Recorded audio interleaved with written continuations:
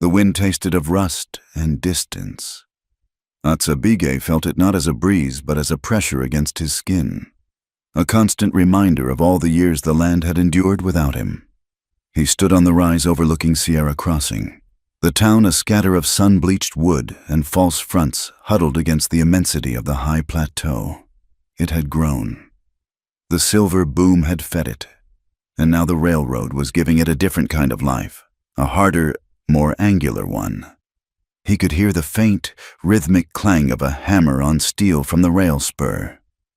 A sound that did not belong here, a heartbeat alien to the earth. His horse, a sturdy buckskin mare, shifted its weight, patient. She had carried him a long way, away from the green lands of the forts and the bitter memories of the uniform he wore for the blue coats. A scout. They had called him a scout. To his own people, he had been a ghost, a man who walked between worlds and belonged to neither. The guilt of it was a smooth, heavy stone in his gut. He had worn their uniform to learn their ways, to understand the power that had broken the people. He had thought it was a path to protecting what was left.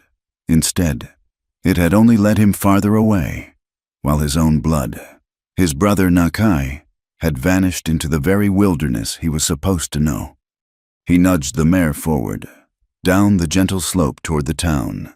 His goal was twofold: to find Nakai and to reclaim the sliver of canyon land where his mother's people had summered for generations, now held in the fist of a name he had heard whispered from forts to reservation lines. Ezekiel Dorn. The land was marked on their maps as property of the Sierra Pacific Railroad. Tuatsa. It was the land of his ancestors, a place where the spirits of the earth spoke in the sigh of the pinon pine. The town's main street was a river of fine red dust, stirred into choking clouds by the passage of a freight wagon. Men in dusty hats and worn denims watched him from the shade of wooden awnings, their eyes lingering on the rifle in his saddle scabbard, on the dine patterns of his woven blanket roll, on the quiet set of his face. He was an unwelcome story walking into their town, a living piece of the history they were trying to bury under mine tailings and railroad ties. He ignored their stares, his gaze sweeping over the buildings. Saloon, general store, marshal's office, assayer. Nothing had changed, yet everything was different. The air was thick with a new kind of desperation, the brittle edge of men who were not finding the silver they had been promised. The drought had seen to that, leaving the land gasping and the creeks running thin as thread. He dismounted in front of the livery, the scent of hay and horse sweat a familiar comfort. He paid the stable hand, a boy with eyes too old for his face, and gave him simple instructions for the mare's care. He would start at the saloon. Information in a town like this flowed on whiskey. He needed to find a track, a sign, any hint of the path Nakai might have walked. The last word was a year old. A letter from a priest saying Nakai had been seen working a cattle drive near this territory. A drive owned by Ezekiel Dorn. Then, nothing. A few miles east, Eleanor Whitlock hammered another staple into a fence post, the jarring shock running up her arm. Each metallic strike was a small act of defiance against the land, against the debt, against the shadow of the railroad that loomed over her small ranch. The barbed wire, a new and vicious kind of fence, gleamed in the relentless sun. It was meant to keep her small herd of cattle from wandering, to protect her meager patch of grazing land from the vast herds of Dorn. It was a line drawn in the dust, a declaration that she was still here. Her father had died 2 years ago, a so-called accident on the railroad tracks he had helped survey. The official report said he had misjudged the speed of an unscheduled work train. Eleanor knew her father. He did not misjudge things like that. He had left her with the ranch, a mountain of debt owed to the same railroad company, and a deep, abiding distrust of the promises of progress. Now, she was fighting to keep it all from crumbling. The drought was killing her pasture. The bank was pressing her for payment, and Dorn's men were constantly testing her boundaries, their cattle pushing against her fences as if by accident. She straightened up, wiping a smear of sweat and grime from her brow with the back of a leather glove. She was in her 20s, with a strength in her shoulders forged from hard labor and a resolve in her hazel eyes that few men in Sierra Crossing cared to challenge directly. Her past was a quiet complication. To pay down the initial debt after her father's death, she had taken a contract to supply hay to the railroad, dealing with Ezekiel Dorn's logistics manager. The deal had felt like a betrayal of her father's memory, a compromise that left a bitter taste in her mouth. She had paid off that contract, but the larger bank debt remained, a chain around her neck. Today, she was going into town to pick up a wagon load of salt licks and grain, paid for with the last of her credit at the general store. It was a gamble. If the rains did not come soon, the feed would not last, and she would lose everything. The thought sent a familiar chill of fear through her, cold despite the oppressive heat. She finished her work, her movements economical and sure. She would not be broken. She would hold this land. It was all she had left of him. The Lost Burrow Saloon was dim and smelled of stale beer, sweat, and cheap perfume. Atsa let his eyes adjust. His posture relaxed, but every sense alert. He took a seat at a small table in the corner, a place where he could watch the room and the door. He ordered a water. The bartender grunted and slid a cloudy glass across the worn wood. Atsa nursed it, listening to the low murmur of conversations, sifting through the boasts and complaints for anything of value. He had been there for nearly an hour when Eleanor Whitlock walked in. She did not belong in a place like this, and she knew it. She walked with a purpose that defied the leering eyes of the off-duty miners and ranch hands. She went directly to the bar, speaking in a low, firm voice to the bartender, who also served as the freight agent for the mercantile. Atsa watched the transaction, the exchange of papers. He saw the tension in her shoulders. She was a woman carrying a heavy load. As she turned to leave, her papers in hand, two men moved to block her path. They were Dorn's men. Atsa had seen their type hanging around every railhead and cattle yard from here to the territories. They were bullies who fed on the fear of others. The first man, large and slovenly, gave her a gap-toothed grin. He said, "Well now, Miss Whitlock, out all on your lonesome? That is not safe for a lady." Eleanor's chin lifted. She stated, "I am not a lady, and I am not your concern. Step aside." The second man, wiry and quick, chuckled. His hand darted out and snatched the papers from her grasp. He asked, "What we got here, shipping invoice, looks like a mighty expensive load of feed for a failing ranch." Eleanor's hand dropped to the worn axe handle she carried tucked in her belt, a tool she used for repairs, but also a plain and effective warning. She demanded, "Give that back." The large man stepped closer, his bulk crowding her. His voice dropped to a menacing purr. "Maybe we can discuss a new payment plan. Dorn is always looking for new ways to collect on old debts." It was a performance. Atsa realized, a cruel piece of theater designed to humiliate her, to break her will in a public space.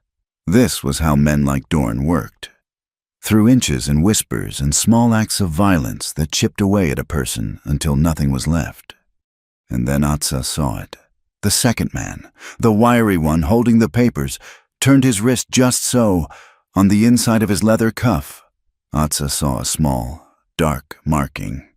It was a brand, a crude design of a Z and a D. He had seen it before, on a piece of stolen tack found near a raided homestead 200 miles south. But that was not what held his gaze. Dangling from the man's belt, next to a skinning knife, was a smaller blade. The handle was carved from juniper wood, inlaid with a turquoise chip in the precise geometric pattern of his own clan. It was a pattern Nakai had been taught by their grandfather. It was his brother's knife. Everything slowed. The smoke in the air, the lazy spin of the ceiling fan, the guttural laughter of the men. All of it faded until only the knife remained, a burning point of focus. Nakai had been here, or this man had met him. The thought was a jolt of lightning, igniting a cold fire within him. Before the first man could lay a hand on Eleanor, Atsa was moving. He did not draw his pistol. He did not make a sound. He rose from his chair and crossed the space in 3 silent strides. He came upon the wiry man from the side. His hands shot out, not for the knife, but for the man's wrist. He applied pressure with his thumb to the nerve cluster there, a technique he had learned not from the army, but from an old Apache warrior. The man yelped, his fingers going numb and releasing the papers. Atsa caught them in his other hand. The big man turned, his eyes wide with surprise, his hand reaching for his gun. Atsa did not wait. He shoved the wiry man into his larger companion, sending them both stumbling backward into a table. Wood splintered, glasses shattered. The saloon went quiet. Every eye was on him. Atsa stood perfectly still, the papers held loosely in his hand. He looked at the 2 men scrambling to their feet, their faces a mixture of fury and shock. He let the silence stretch, his gaze flat and unreadable. He had what he needed, the confirmation. He knew the path started here. He turned his head slightly and looked at Eleanor. He held out the papers. She stared at him, her breath coming in short, sharp bursts. Her eyes were wide, confused, but the fear in them was being replaced by something else, a flicker of guarded disbelief. She took the papers from his hand, her fingers brushing his. The big man finally untangled himself and found his voice. It was a roar of outrage. "You will pay for that, you filthy—" Before he could finish the slur, the saloon doors swung open and Marshal Pike filled the doorway. He was a thick, barrel-chested man with a drooping mustache and pale, cold eyes. He surveyed the scene, his gaze skipping over the 2 henchmen and Eleanor, and settling on Atsa with an undisguised contempt. Pike's voice was a low growl. He asked, "What is the meaning of this? Bigay, I heard you were back in town, making trouble on your first day. That is just like your kind." One of Dorn's men whined. "He attacked us. Marshal, for no reason. We were just having a friendly conversation with the lady." Marshal Pike nodded slowly, as if this was the only version of the story he was capable of hearing. He looked at Atsa. "I am warning you. I want you out of my town by sunrise. We do not need your sort stirring up dust." Atsa said nothing. He simply held the marshal's gaze. He had seen 100 men like Pike, small men given a sliver of power who used it to puff themselves up. Arguing with them was like arguing with the wind. Eleanor found her voice. It was steady now, and clear. She stated, "That is not what happened. Marshal, these men were harassing me. They stole my property. This man," she gestured toward Atsa, "he helped me." Pike barely glanced at her. He advised, "You would be wise to choose your company more carefully, Miss Whitlock. Some folks might get the wrong idea about a woman who defends an Indian over 2 of Mr. Dorn's employees." The threat was unmistakable, a casual twist of the knife. Her reputation, her business, her very survival in this town depended on the goodwill of men like him. And he was telling her, in front of everyone, that she was now on the wrong side. Atsa watched the 2 men retreat from the saloon, their backward glances filled with venom. He knew they would be back. They had the law on their side. He had a clue. It was not a fair fight. But the fights in this land rarely were. He gave a slight, almost imperceptible nod to Eleanor, a silent acknowledgement of her courage. Then he turned and walked out of the saloon, leaving the stale air and the hostile stares behind him. The red dust of the street met him like an old friend, and the relentless, thirsty wind began to whisper his brother's name. Eleanor Whitlock watched him leave the saloon, a figure of quiet purpose moving through the afternoon glare. The townsfolk parted before him, their scorn a tangible thing. Yet he seemed not to notice. He walked with a stillness that was more unnerving than any swagger. She remained by the bar, the rescued shipping invoice clutched in her hand, her heart still beating a rapid rhythm against her ribs. Marshal Pike had given her a final, dismissive glance before turning his attention to restoring order. His version of order, which meant placating Dorn's men. She knew then, with a certainty that settled cold and heavy in her stomach. that there was no law for her in Sierra Crossing. Not anymore. She finished her business, overseeing the loading of her grain sacks and salt licks onto her wagon with a deliberate, unhurried pace. She would not let them see her run. But as she prepared to head back to the ranch, she saw him again. Atsabige was riding his buckskin mare out of the livery. He did not take the main track east toward the open range. Instead, he turned north, following the faint trail that led toward the old postal route, a path rarely used since the railroad came through. He rode low in the saddle, his attention fixed on the ground ahead of him. He was tracking. A knot of indecision tightened within her. The marshal's warning echoed in her mind, a threat to her precarious existence, but the image of the carved juniper knife, and the sudden violent clarity in the Navajo's eyes when he saw it, spoke of a deeper story, a story that felt connected to the rot at the heart of this town, the same rot that had likely consumed her father. On impulse, she tied her saddle horse to the back of the wagon and urged her team forward, not east toward home, but north, keeping a careful, dusty distance behind the lone rider. The trail Atsa followed was plain enough to a trained eye. 2 horses, moving with haste. One of them had a shoe that was slightly loose on the right forefoot, leaving a faint, telltale scrape in the dust. More telling was the dark, intermittent stain on the ground, a steady drip from a leaking canteen. Careless, it spoke of men who were not accustomed to conserving water, men who believed the world owed them a full cup. He knew these men believed they were the hunters, but their arrogance made them easy prey.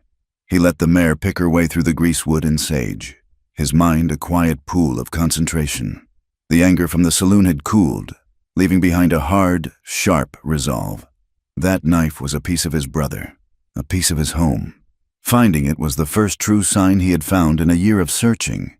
It was a promise and a pain, a thread he had to pull, no matter where it led. The smell of smoke reached him before he saw the ruin. It was a cold scent, the ghost of a fire. He rounded a cluster of weathered sandstone formations and saw what was left of the old Miller's Creek postal station. The small sod and timber building was a blackened skeleton.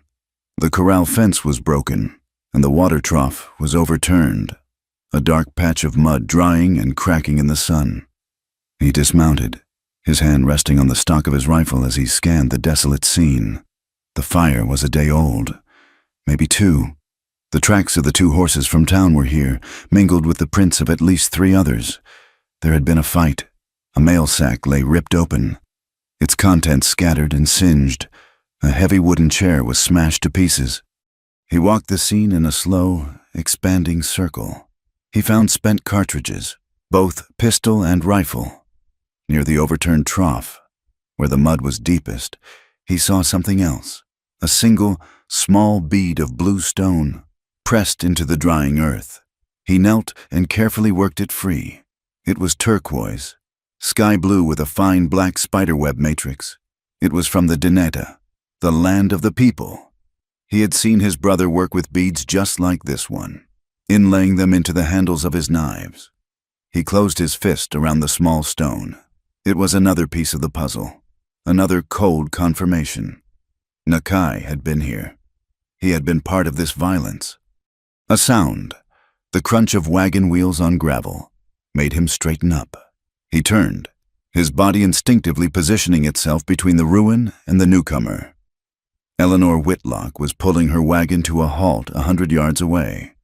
She sat on the driver's bench, her hands holding the reins, her face a mask of uncertainty. She had followed him. The realization did not surprise him as much as it should have. He had seen the steel in her spine at the saloon. She was not a woman who easily let things go. He stood his ground and waited. She wrapped the reins and climbed down from the wagon, her movements stiff. She approached slowly, her eyes taking in the burned station, the scattered debris, and finally, him. Her gaze was direct, questioning. She stopped about 20 feet away. She asked, "What happened here?" It was not a question so much as a demand for an explanation. Atsa considered her. The town saw her as a struggling rancher, a woman alone. He saw something more, He saw a fighter, cornered but not beaten. He had interfered in her trouble at the saloon to get closer to the man with the knife. Now, she had followed him into his own search. Their paths had crossed for a reason. Still, the habit of silence was strong. He had learned long ago that words were weapons, and he did not share them carelessly. He answered simply, "Trouble." Eleanor's gaze swept over the ruin again. She had a feeling this was more than a random act of vandalism.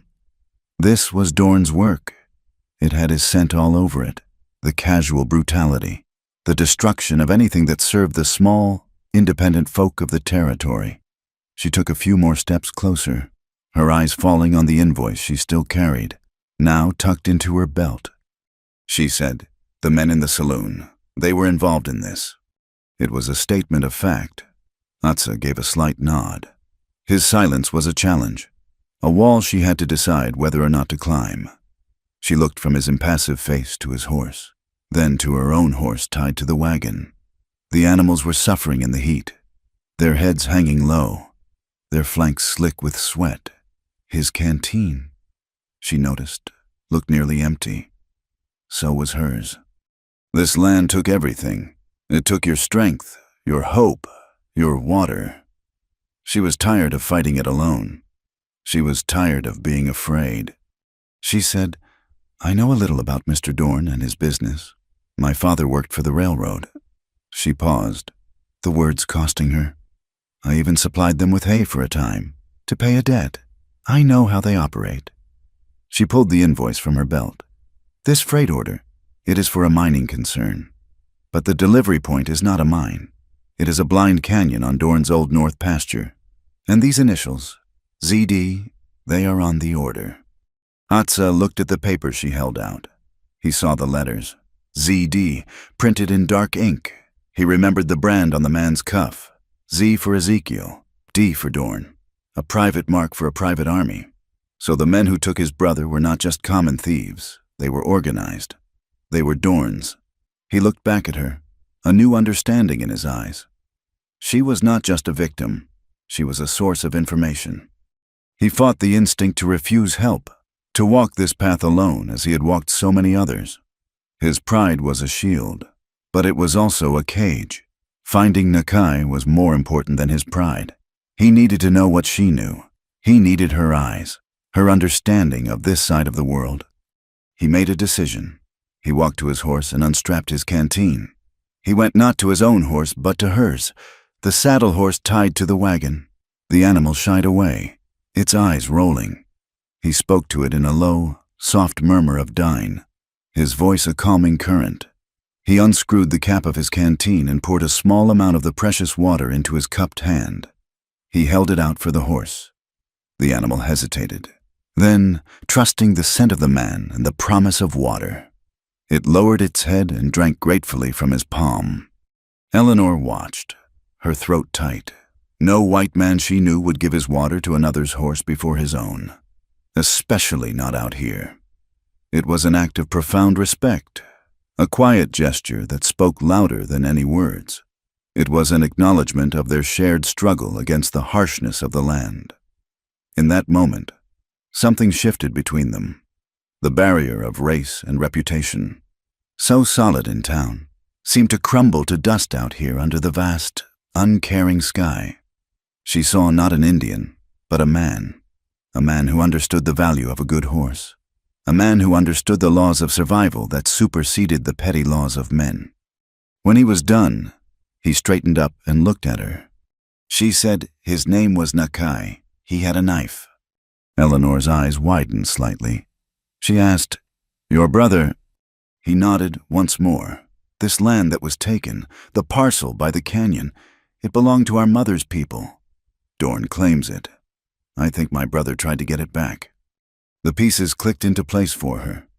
Dorn did not just want her ranch for the water. He wanted all the land, all the water, all the power. He used men like Atsa's brother, desperate men on the fringes, to do his dirty work, branding them as outlaws to cover his own crimes. And he had done something similar to her father, using the power of the railroad to erase him when he became inconvenient. She declared, The old Dorn place, the one listed on this invoice? It is a day's ride from here. If we cut across the Alkali Flats, it is dangerous ground, but it is faster than the main trail. They would not expect anyone to come from that direction. Atsa looked at her, then toward the shimmering white expanse of the flats to the west. It was a hard ride, but she was right. It was the last way they would expect to be followed. He said, "You do not have to do this. This is my fight." She met his gaze, her own resolve hardening. She replied, "Dorn's men threatened me in a public saloon. The marshal threatened me for speaking the truth. Your brother may be lost, but my father is dead. I think, Mr. Bigay, it has become my fight too." Atsa considered her words.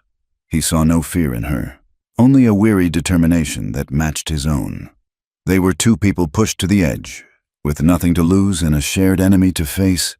He gave a slow nod, an agreement, a partnership forged in dust and desperation. He said, "We will need more water, and we travel at night. The heat on those flats can kill a horse." Eleanor nodded. She agreed. "My ranch is a few hours east. We can get supplies there and leave the wagon. Then we can double back." They stood for a moment longer in the silence of the burned-out station. Two solitary figures against a landscape of red rock and bleached bone. The trust between them was new and fragile, a tiny spring of water in a vast desert. But it was there. They turned and walked toward the horses, the first steps of their journey together, a quiet pact made on the scorched earth of a forgotten place. The air at Eleanor Whitlock's ranch was thin and still, holding the day's heat long after the sun had bled away behind the western mesas. They moved in the deep twilight, not with the haste of fugitives, but with the deliberate economy of people who understood the cost of a wasted movement or a careless noise. Eleanor had packed dried beef and hardtack into their saddlebags, alongside full canteens drawn from the deep, reliable well her father had dug. They left her wagon under a canvas sheet and took only their saddle horses, her sturdy bay gelding and Atsa's buckskin mare. The land they rode into was a vast and silent thing, lit by a spray of stars so bright they seemed to crackle in the immense quiet. Atsa rode a few paces ahead, a dark shape against the paler dust of the trail. He was not following the path itself, but the subtle language of the land beside it. He was looking for the sign of other riders, for the faint disturbances that would tell him they were being pursued. Eleanor watched him, a growing respect quieting her own anxieties. He moved as if he were a part of the night, as if the darkness was his natural element. In town, he had been an outcast, a threat. Out here, he was a guardian. After a few hours, he reined in his mare and dismounted. Eleanor drew up beside him. He knelt, his fingers tracing something in the dust she could not see.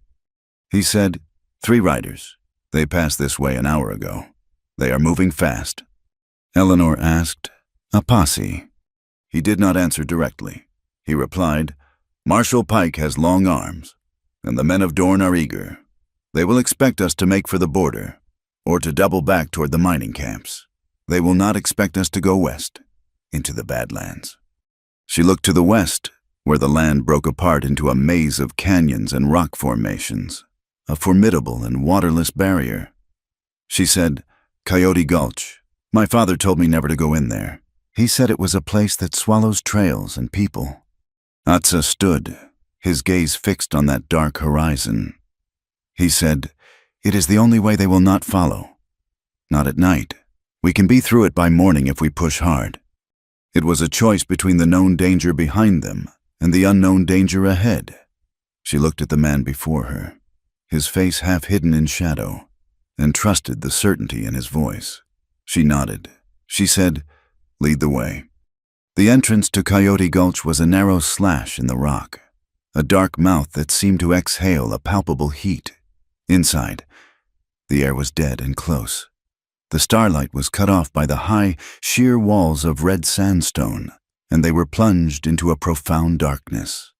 The only sounds were the soft, rhythmic clop of their horses' hooves on the rocky ground and the whisper of their own breathing. They moved in single file, the mare following the gelding following Atsa, who led them on foot, his hand on the gelding's bridle. He was their eyes, feeling the path with his feet, his memory, his instinct. The hours passed in a slow, tense procession. The canyon twisted and turned, sometimes opening into wide, sandy washes, other times narrowing so much that their stirrups scraped against the rock walls. The silence pressed in on them. It was a place that felt ancient and hostile, a landscape that had no regard for the small, warm lives passing through it. Just as the first hint of gray lightened the eastern sky, disaster struck. Eleanor's gelding, tired and unsure of its footing in the gloom, stumbled hard. The horse let out a pained snort and went lame, favoring its left foreleg. Eleanor was out of the saddle in an instant, her heart pounding. Atsa was there beside her, his calm a steadying presence. He ran his hand down the horse's leg, his touch firm but gentle. He lifted the hoof, tilting it to catch the growing light. Eleanor asked, "Is it broken?" The words were a knot of fear in her throat. Atsa shook his head. He said, "No, the hoof is cracked, a deep crack. To the quick. He will be in pain. He can walk, but it will be slow, very slow." The implication hung in the air between them. Slow was a death sentence out here. Behind them, somewhere on the plains, a posse was riding with the sunrise. They could not stay here, but leaving the horse was unthinkable. It was a betrayal she could not stomach. Atsa looked at her face. Reading the conflict in her eyes, he said, "We will walk. We will rest when the sun is high. We can make a dressing for the hoof from my blanket and leather from the saddlebags. It will help." His pragmatism was a relief. He was not abandoning the animal. He was simply solving the problem. They started forward again, 2 people and 2 horses, now moving at the slow, painful pace of the injured gelding. As the sun climbed higher, the canyon became an oven. The rock walls radiated a ferocious heat, and the air shimmered. Their water was warm and tasted of metal. Every swallow was a conscious decision, a careful rationing against the long hours ahead. Around midday, the wind began to change. It had been a hot, steady breeze, but now it came in sharp, unpredictable gusts, whipping sand and dust into their faces. The sky, which had been a clear, piercing blue, was taking on a hazy, yellow tint. Atsa stopped, his head lifted, sniffing the air like an animal. He looked at the sky. His eyes narrowed. He stated, "A storm is coming, a bad one. We need to find shelter." They scanned the canyon walls. The rock was mostly sheer, offering no protection. Then Eleanor spotted it, a shallow alcove carved into the base of the cliff, a place where a spring might have flowed centuries ago. It was not deep, but it was their only hope. They led the horses into the overhang, pressing themselves back against the cool stone as the wind began to howl. Atsa pulled a strip of cloth from his pack and handed it to her. He said, "Wet this with the canteen. Tie it over your face. Do not breathe the sand." She did as he instructed, the damp cloth a small comfort against her skin. He did the same, and they stood side by side, their faces masked, their eyes watching as the world outside their small shelter dissolved into a churning, roaring wall of yellow sand. The sun vanished. The sky was gone. There was only the storm. The sound was a physical thing, a deafening roar that vibrated through the rock and into their bones. The sand blasted against the cliff, a relentless assault. Eleanor felt a wave of dizziness, of disorientation. The world had been reduced to noise and chaos.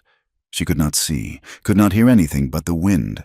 A primal fear, the fear of being buried alive, began to creep into her mind.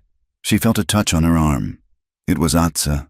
He leaned close, his masked face inches from hers. His voice was a low rumble, barely audible over the storm. He said, "Close your eyes. Do not try to see. Feel the rock behind you. Feel it in your feet. The wind comes from the west, The storm is a river. We are behind a stone in the current. Feel the way the stone holds. It is steady. Be the stone." She closed her eyes, forcing her panicked breathing to slow. She pressed her back against the cliff face, trying to do as he said. At first, she felt nothing but the raw vibration of the storm.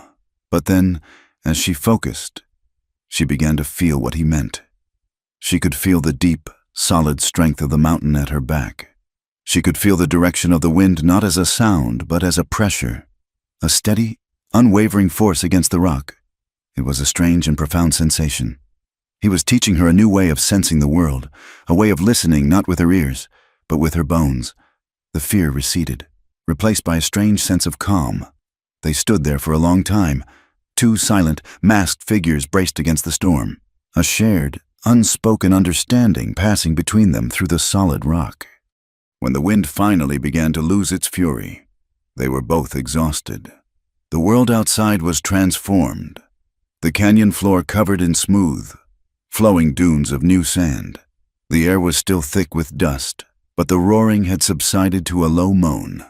They lowered the cloths from their faces. Eleanor spoke first, her voice raspy.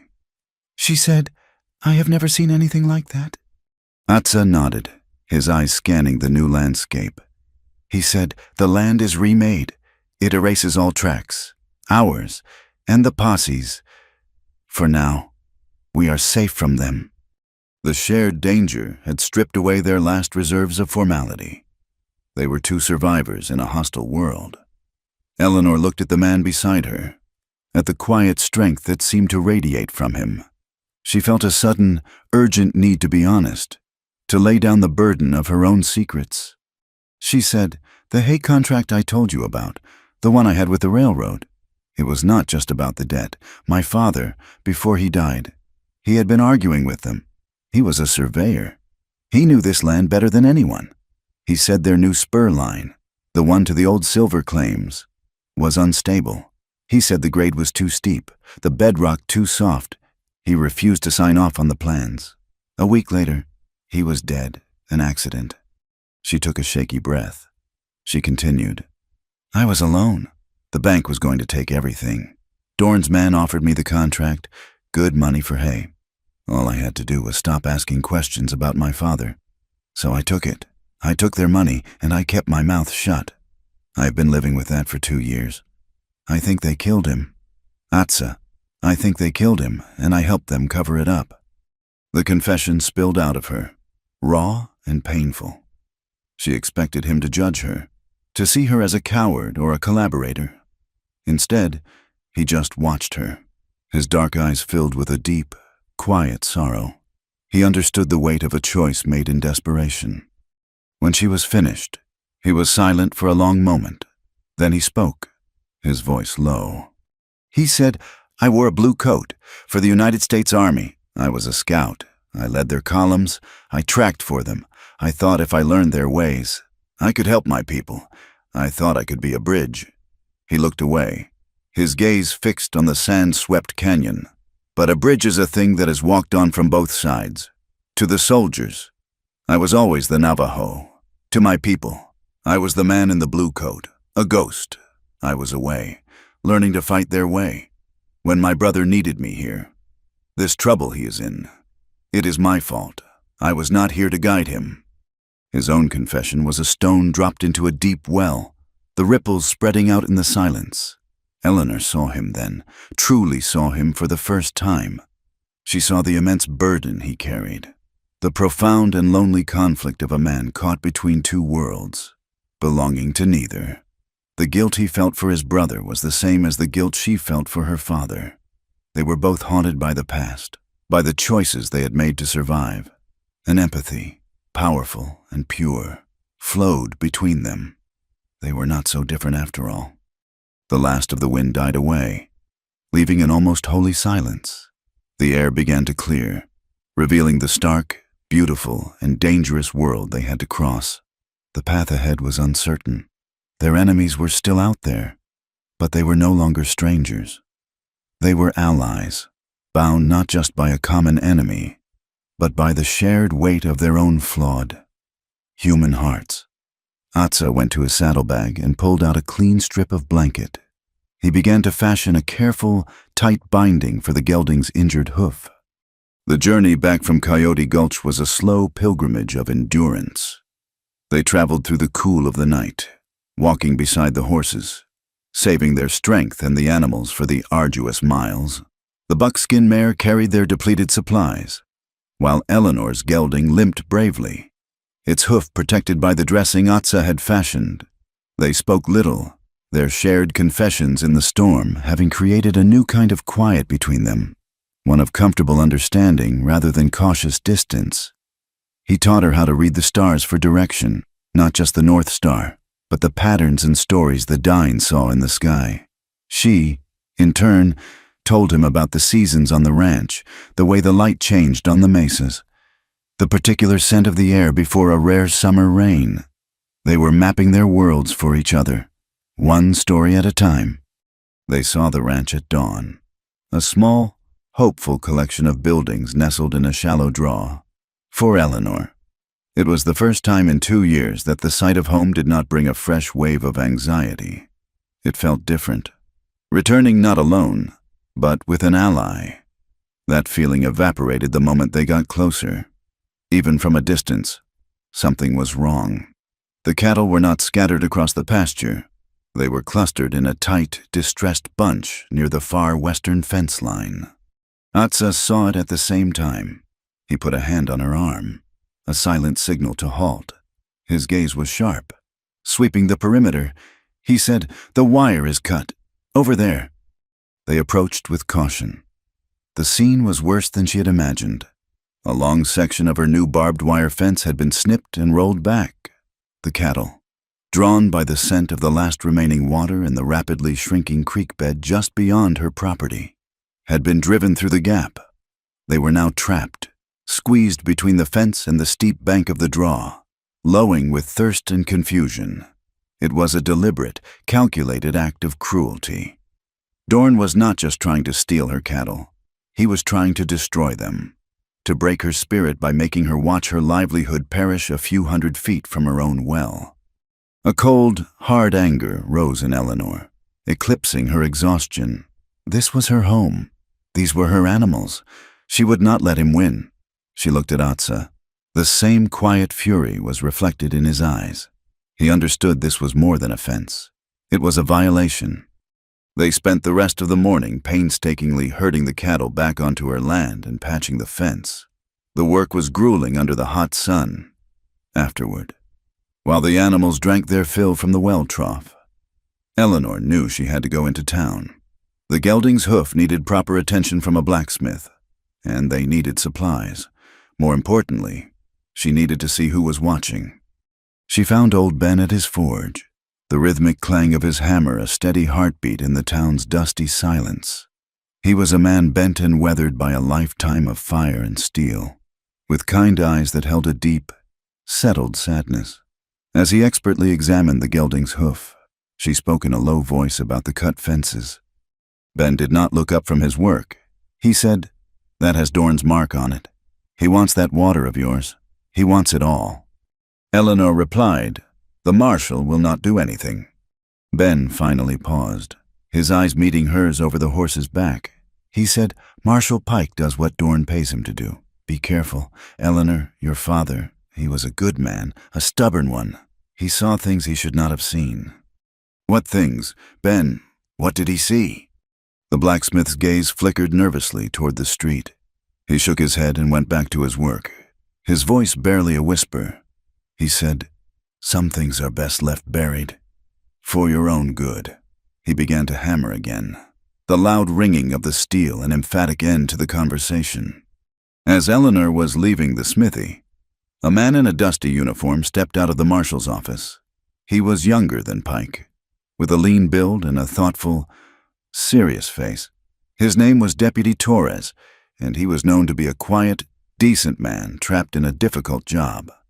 He tipped his hat. He said, "Miss Whitlock, I heard about the trouble at your place." Eleanor replied, "You heard correctly. Deputy, my fences were cut and my stock was run off." Torres looked uncomfortable. His eyes shifted, avoiding hers. He said, "The marshal logged it as stray cattle and weather damage to an old fence." Eleanor's temper flared.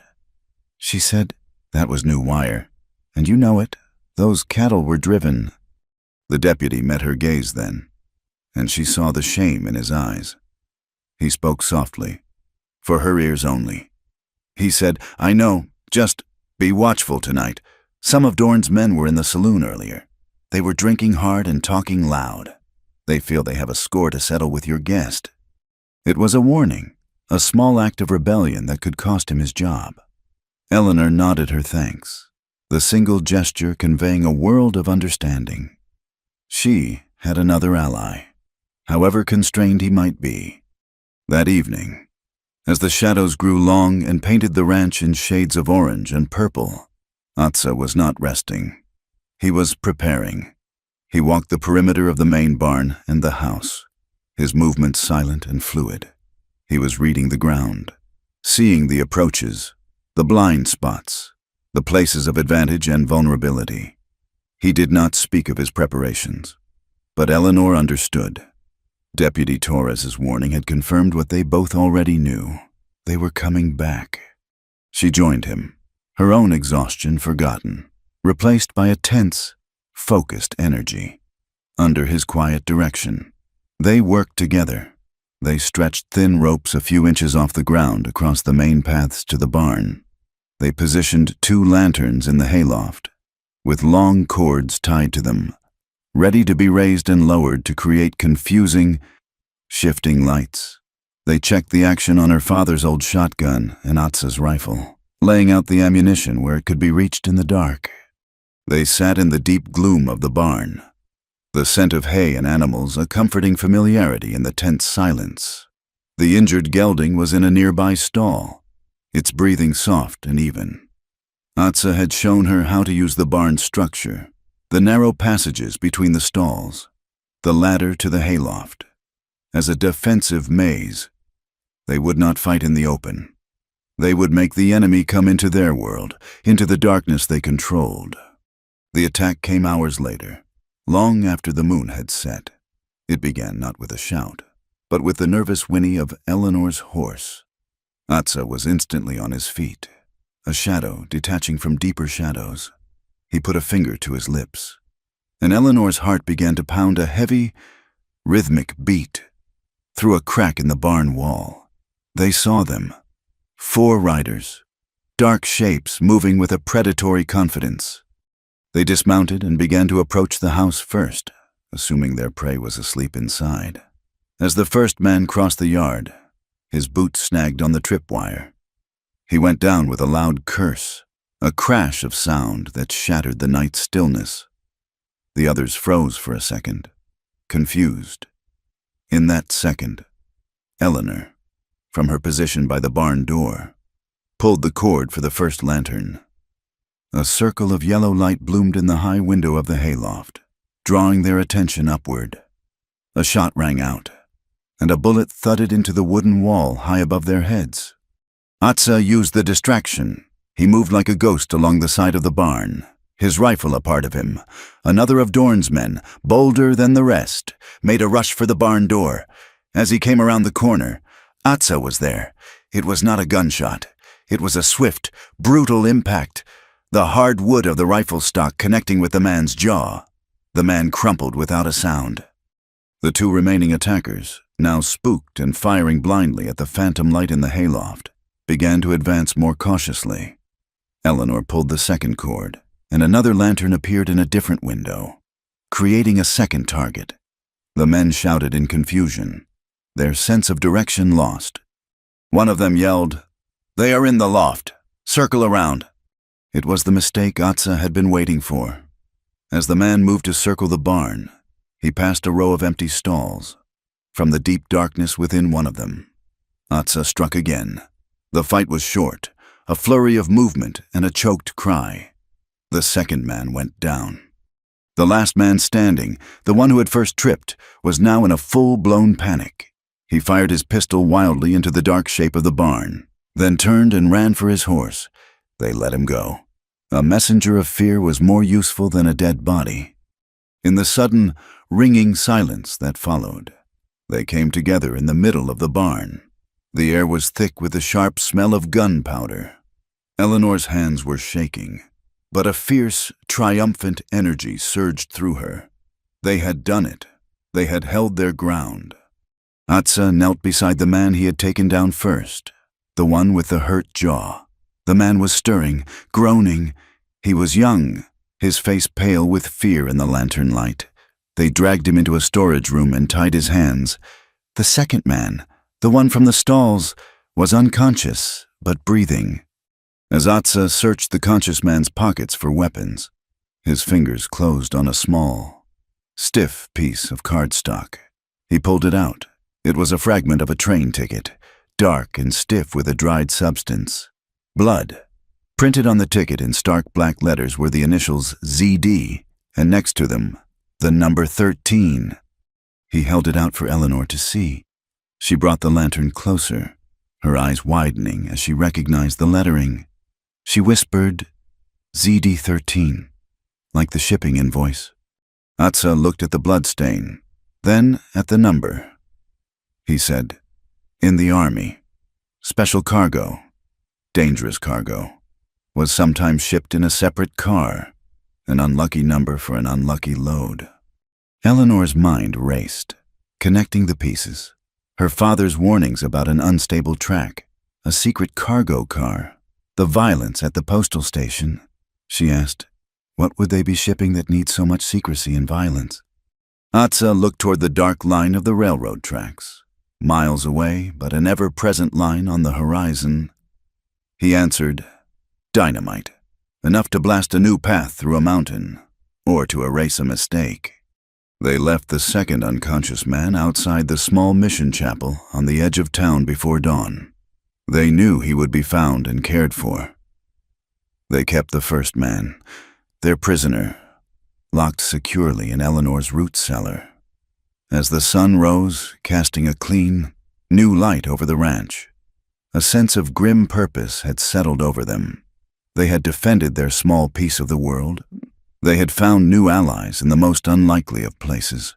And they held a new clue, a blood-stained key that they knew, with a cold certainty, would lead them deeper into the heart of Ezekiel Dorn's darkness.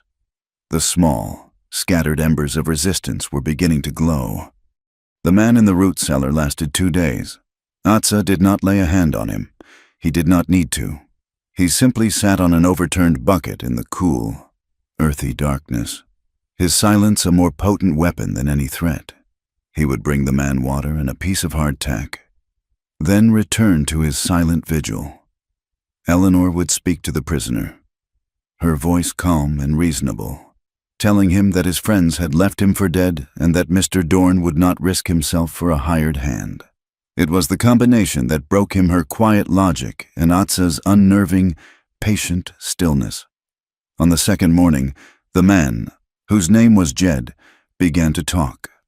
He told them about the old North Star silver mine, a played-out claim at the end of a rusty, forgotten spur of the railroad. He said it was Dorn's personal warehouse, a place where cargo could be offloaded away from the prying eyes of the main depot. He described the guards, the routine, the locked office where the foreman kept the shipping manifests. He spoke of a car, number 13, that arrived on an irregular schedule, always at night, and was always unloaded with extreme care. His words painted a clear picture of a well-organized smuggling operation. He knew nothing of a Navajo boy, but the fear in his eyes said he was not telling all he knew. They left him with enough food and water for a week, the cellar door securely barred. Leaving him was a risk, but taking him was impossible, and turning him over to Marshal Pike was a death sentence for them all. They had the location. That was what mattered. They prepared for the next journey, this time swapping Eleanor's injured gelding for a tough, scrappy Mustang she had been training. They studied a survey map her father had drawn years ago, a beautiful, hand-detailed work of art that showed every canyon, spring, and forgotten trail in the territory. Eleanor traced the decaying spur line with her finger. She said, It is a 2-day ride, if we go the long way around the ridges, less, if we cut through the high chaparral, but there is no water that way. Atsa took a small piece of charcoal from the hearth. He looked at the map, his eyes seeing not just the lines and names, but the shape of the land itself. He drew a new line, a faint, dark path that followed the contours, linking dry creek beds and sheltered draws. He said, "There is a way. The deer know it. We will follow their trail. We travel light, and we travel fast." The ride was a blur of sun-baked rock and thorny brush. The pace was relentless, a stark contrast to their slow, careful escape from Coyote Gulch. Atsa pushed them hard, his urgency a silent current that pulled them forward. He was a man unraveling a thread, and he could feel it growing taut. He knew they were getting closer. Eleanor matched his pace, her body aching but her resolve firm. She was no longer just defending her land, she was on the attack. They reached the hills overlooking the North Star mine late on the second day. They made a cold camp in a rocky defile, a place where no fire could be seen. From the ridge line, using her father's old spyglass, they watched the mine. It was exactly as Jed had described, a cluster of weathered buildings, a prominent headframe over the main shaft, and the single rusty track of the spur line gleaming dully in the setting sun. 2 guards patrolled the perimeter, their movements lazy and predictable. They watched through the night as a 3rd guard took over the watch. A little after midnight, a lone locomotive, pushing a single boxcar, chuffed its way up the spur. The boxcar was unmarked, save for a faded number 13 stenciled on its side. A small crew emerged and, under the foreman's watchful eye, began unloading heavy wooden crates into a sturdy wagon. The work was done with a nervous efficiency. Atsa focused the spyglass on the men. He saw the foreman, a big man with a thick beard. He saw the wiry man from the saloon, the one whose knife had started this all. But he did not see Nakai. A cold knot of disappointment and fear tightened in his chest. They waited until the next night, until the hours before dawn when the guard's attention would be at its lowest. They left the horses tethered in the rocks and made their way down the slope on foot, moving from shadow to shadow with a silence born of Atsa's training and Eleanor's familiarity with her own land. The single guard was dozing on a crate near the main office, a rifle across his lap. Atsa circled around him, a phantom in the darkness. Eleanor held her breath. There was a faint scuffle, a muffled grunt, and then silence. When Atsa emerged from the shadow, the guard was gone, and Atsa held the keys from the man's belt. The mine office was small and smelled of stale sweat and cheap whiskey. A thick layer of dust covered everything except a large, leather-bound ledger on the foreman's desk. Atsa stood watch at the door while Eleanor lit a small, shielded lantern, its light a tiny pool in the oppressive darkness. She opened the ledger. Her gasp was sharp in the quiet room. Her finger traced the columns, her eyes wide with disbelief. It was all there, a meticulous record of crime, dates, shipments, and payments. She saw Marshall Pike's name, with regular sums of money listed next to it. She saw payments to a dozen other men, ranchers and businessmen who were pillars of the Sierra Crossing community. She saw entries for surveying fees and right-of-way acquisitions that corresponded to the dates when smaller ranchers in the valley had been mysteriously bought out or driven off their land. And she saw the shipments, crates of rifles listed as drilling equipment, cases of dynamite logged as ore samples. And then she saw the other entries, coded notes in the margins, corresponding to the dates of the dynamite shipments. Ute trouble on the North Range, Navajo raid near Miller's Creek. It was a lie. A carefully constructed narrative of native unrest designed to explain the explosions and violence that were Dorn's tools of expansion. They were using his people as a cover, a convenient, faceless enemy to blame for their own calculated campaign of terror. The social conflict was not just prejudice, it was a weapon. Atsa turned from the door, his eyes drawn to something tacked on the wall behind the desk. It was a cheap, curled tin-type photograph. He stepped closer, taking the lantern from Eleanor. The picture showed 5 men, squinting in the harsh sun, posing with rifles in front of the mine's headframe. 2 of them he recognized instantly, the 2 men who had harassed Eleanor in the saloon. Another was the foreman he had seen from the ridge. They were smiling, proud of their work. And then his blood ran cold. Standing slightly apart from the others, half in shadow, was the 5th man. He was younger than the rest, his frame thin, his face gaunt. He was holding a rifle awkwardly, as if it did not belong in his hands. His expression was not proud or smiling. It was lost, empty. But the face, beneath the dirt and the despair, was unmistakable. It was Nakai. A roaring filled Atsa's ears, the sound of a vast, empty distance opening up inside him. He was alive. His brother was alive. The wave of relief was so powerful it almost brought him to his knees. It was followed instantly by a surge of guilt so profound it felt like a physical blow. He had spent years away, learning the white man's ways, while his own brother had fallen into this. He had worn their blue coat and tracked their enemies, while Nakai was starving, lost, and being twisted into a tool for men like Dorn. The empty look in his brother's eyes was a judgment, a mirror showing him the cost of his absence. He reached out and took the photograph from the wall, his hand trembling slightly. This was no longer just a search for a missing person, or a fight to reclaim a piece of land. It had become a rescue. He would not let them destroy his brother. He would pull him out of this darkness, or he would die trying. The guilt did not paralyze him. It forged itself into a cold, diamond-hard purpose. Eleanor watched him, her heart aching at the raw pain she saw on his face. She placed a hand on his arm. She said, "We have what we need. We should go." He nodded, his eyes never leaving the image of his brother. He slid the photograph inside his shirt, the sharp tin corner pressing against his skin, a constant reminder. They took the ledger, a heavy burden of truth, and slipped back out into the night, leaving the bound guard in the office. Back in the safety of their hidden camp, as the sky began to lighten, Eleanor spread her father's map on a flat rock. They had the evidence. Now they needed a plan. Atsa picked up the piece of charcoal he had used before. He looked at the ledger, then at the map. His mind worked, piecing together the shipment dates, the locations of the so-called raids, the layout of the railroad tracks. He saw the pattern. He saw how Dorn was using the chaos he created to move his men and materials.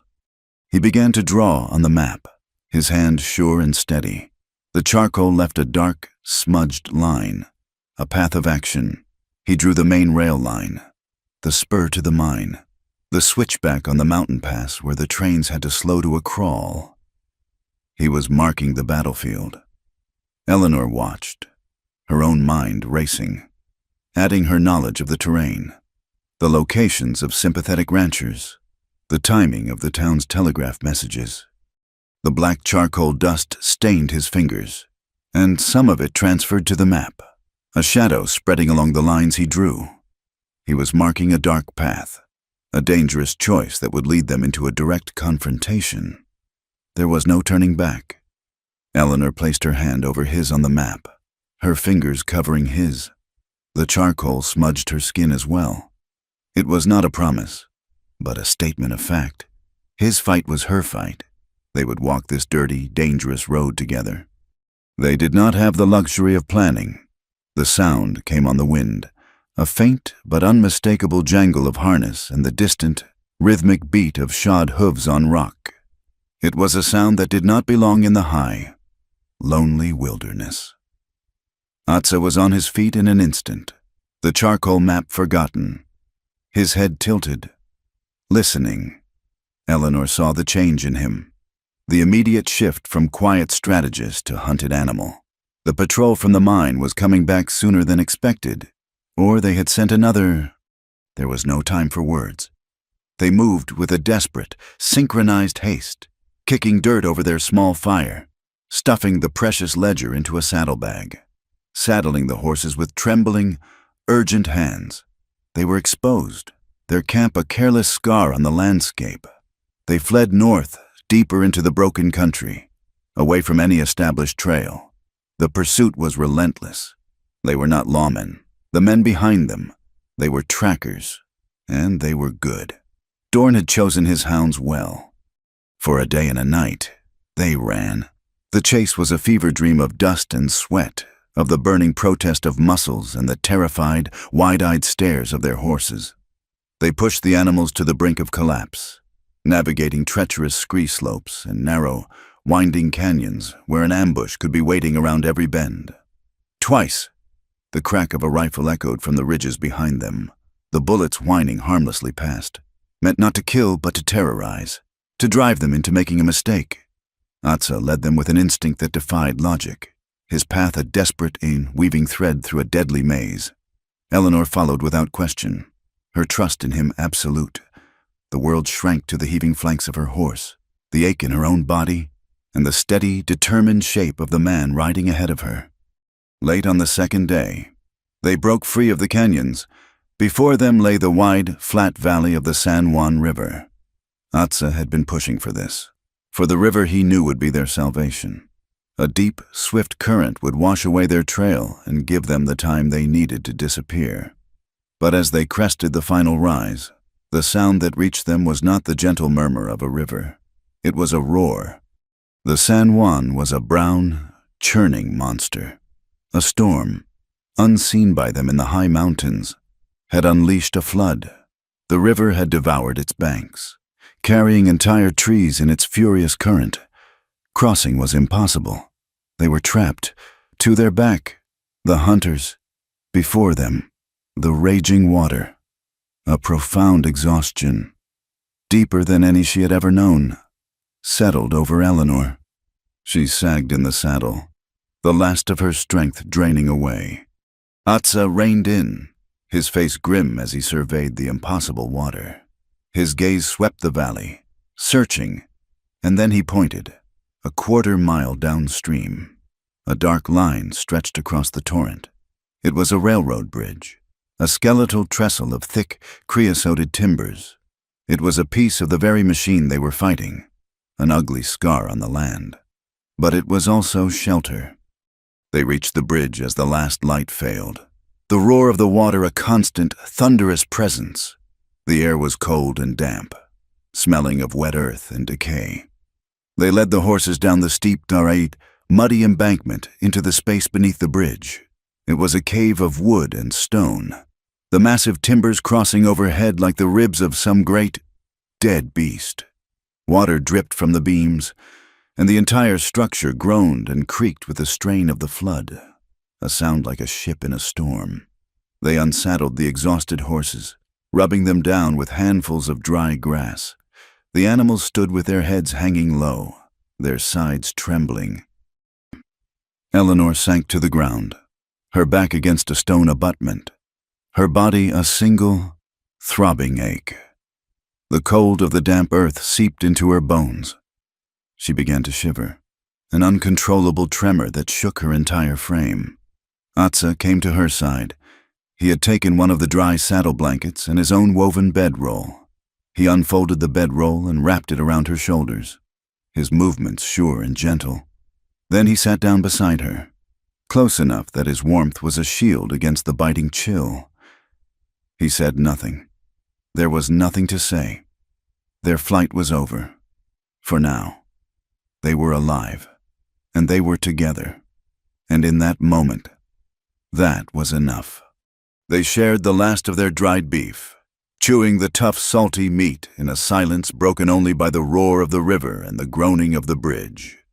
The darkness under the trestle was absolute, a profound velvet black that erased the world. They were adrift in sound and sensation, a tiny island of warmth in a universe of cold, rushing water. Eleanor felt the last of her defenses crumble, washed away by the flood of exhaustion and the simple, profound comfort of his presence.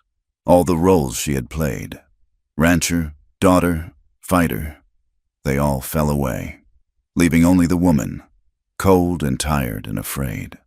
She leaned her head back against the stone, her shoulder brushing against his. He did not pull away. The small point of contact was an anchor in the overwhelming darkness. She could feel the steady strength of him, the deep, quiet calm that seemed to reside at his core. Even now, she thought of all they had been through: the saloon, the burned-out station, the sandstorm, the attack on her ranch, the desperate chase. In all of it, he had been her constant, a man who spoke with actions more than words, who had shown her respect and given her strength. He had seen the secrets she had kept buried, her shame and her guilt, and he had not judged her. He had answered with his own story, his own pain. She turned her head in the darkness. Though she could not see his face, she knew he was looking at her. She could feel the intensity of his gaze. The roar of the river seemed to fade, the world shrinking to the small, dark space they shared. This was more than a partnership forged in adversity.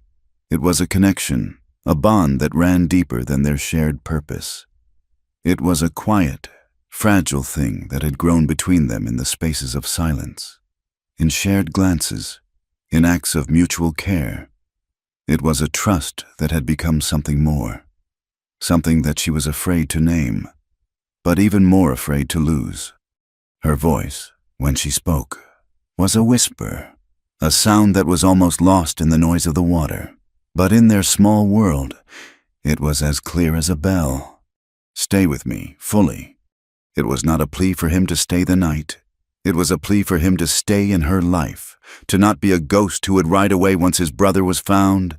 It was a plea for all of him, the warrior, the scout, the haunted brother, the quiet man who listened with his bones. It was an offering of all of herself, the stubborn rancher, the grieving daughter, the woman who had made compromises and was now fighting for redemption. It was a question, a hope, and a declaration. He was silent for a long moment. She felt him shift beside her, a subtle movement in the dark. He took her hand, his fingers warm and strong, lacing through hers. The simple touch was an answer, a confirmation that resonated through her entire being. When he spoke, his voice was a low, deep rumble, a sound of absolute certainty that cut through the chaos of the flood. Only you. It was a vow, a promise, an acknowledgement that in his world of ghosts and broken trails, she was his one true north. It was the simplest of phrases, yet it held the weight of a lifetime. It was everything. A new kind of silence settled between them, a quiet covenant made in the dark. The roar of the river was no longer a threat, but a witness. The cold was no longer an enemy, but a reason to draw closer. They leaned into each other, and the shared blanket became a sanctuary.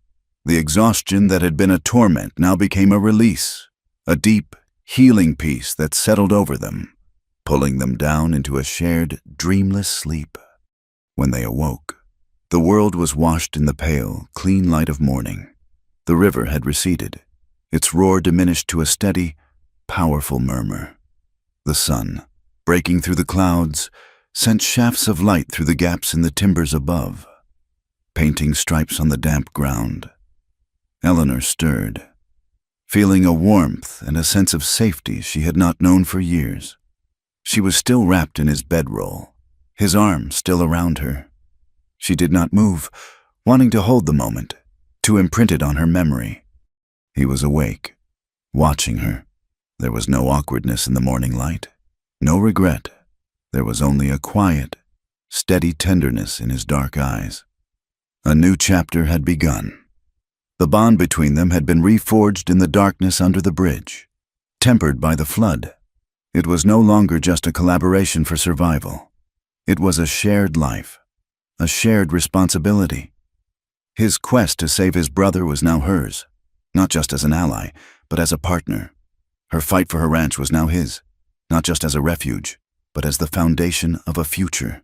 They rose and went about the morning chores, moving with a new, unspoken grace, a shared look, a light touch on the arm as they saddled the horses, a silent agreement to face whatever came next. Together, the respite was over. They were rested, they were healed, and they were ready for the final battle. The Granite Pass switchback was a scar carved into the face of the mountain, a place where the railroad had been forced to bow to the unyielding power of the earth. The tracks wound back and forth in a tight, ascending zigzag, a man-made serpent of steel and wood. It was here, on the steepest grade, that the iron horse was at its most vulnerable, its great strength reduced to a labored, groaning crawl, and it was here that they would make their stand. They lay hidden in a cluster of wind-sculpted pinon pines on the ridge overlooking the sharpest turn. Below them, the rusted lever that controlled the switch to a short, dead-end siding was half overgrown with tough, tenacious weeds. For 2 days, they had watched, studied, and prepared. They had cleared the brush from the switch mechanism and tested the heavy, resistant lever. Eleanor had found a massive, waterlogged timber washed up from the flood, and with her horse, had dragged it into position near the end of the siding. A final, brutal stop if the train's brakes failed. They moved with a shared, silent intensity, their every action a testament to the promise made in the darkness beneath the San Juan Bridge. The ledger they had taken from the mine was a weapon, but it was not enough. It was one man's word against the power and money of Ezekiel Dorn. They needed more. They needed to stop the next dynamite shipment, to expose the operation in the act, and Atza, with a cold ache in his soul, needed to pull his brother from the fire. The sound came first, a low, rhythmic chuffing that vibrated through the rock beneath them. Then, the whistle, a long, mournful cry that echoed off the canyon walls. It was not the proud call of progress Eleanor remembered from her childhood. It was a tormented sound, the shriek of a great beast, chained and angry, being driven up a hill against its will. The tension in the air became a physical thing, a pressure against the skin. The locomotive appeared, a black engine spewing a thick column of greasy smoke, its massive drive wheels turning with agonizing slowness. Behind it were 3 cars, a coal tender, a single, ominous boxcar with the number 13 faded on its side, and an open flat car. On the flat car stood 3 men. Eleanor, watching through the spyglass, felt her breath catch. She whispered his name, a sound of pure venom. Dorn. Ezekiel Dorn stood near the front of the car, a thick cigar clamped in his teeth, his posture one of arrogant ownership. Beside him, wearing his badge of office like a shield, was Marshal Pike. Atza did not need the spyglass. His eyes were fixed on the third figure. It was Nakai. He was standing between the 2 powerful white men, a rifle held loosely in his hands. He wore the clothes of a hired gun, but his face was a hollow mask of despair.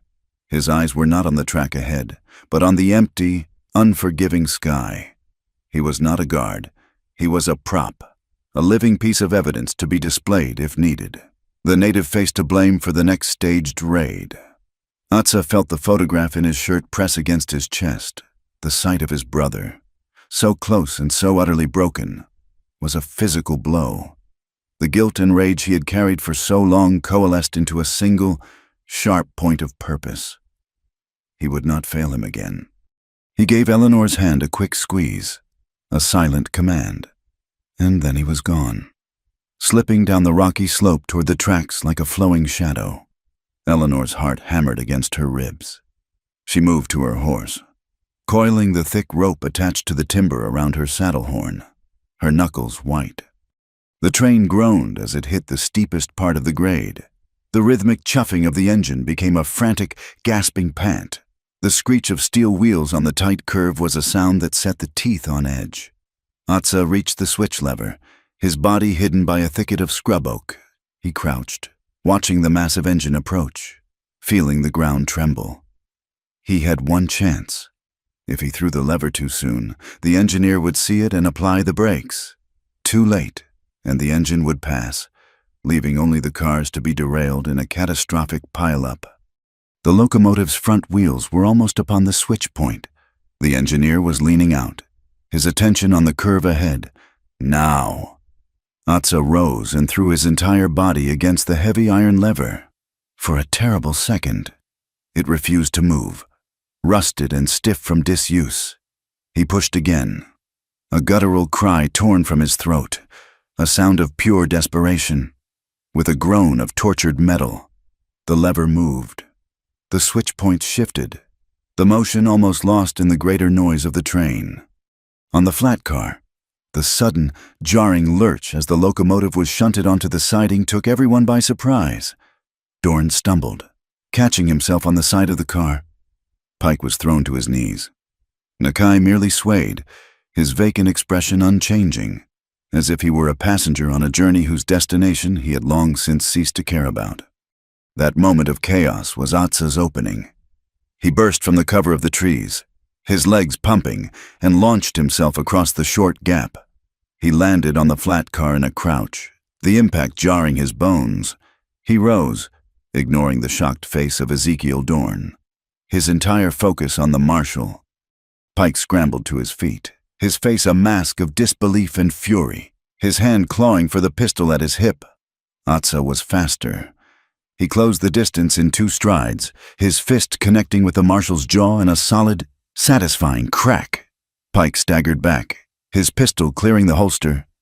Above them, Eleanor saw the switch had worked, but the train, even on the slight incline of the siding, was not stopping fast enough.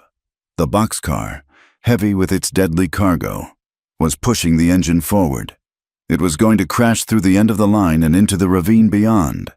She did not hesitate. She spurred her horse, a sharp cry on her lips, and the powerful animal leaped forward, dragging the heavy timber with it. The log slid across the tracks at the very end of the siding, a crude but solid barricade. On the flat car, the world was a blur of motion and violence. Pike, recovering, swung his pistol like a club. Atsa ducked under the blow, driving his shoulder into the marshal's midsection. They crashed against the side of the boxcar, a tangled, grunting knot of limbs.